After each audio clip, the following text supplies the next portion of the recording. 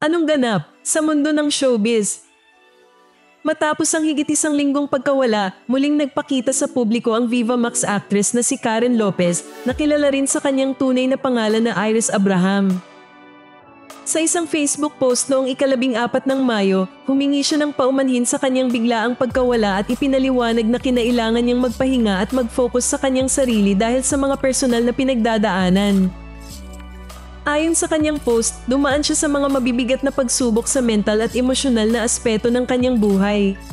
Kaya't napagtanto niyang kailangang unahin ang kanyang kalusugan at kapakanan kahit na nangangahulugan ito ng pansamantalang paglayo. Nagpasalamat din siya sa mga nagpakita ng pag-aalala at suporta sa kanya.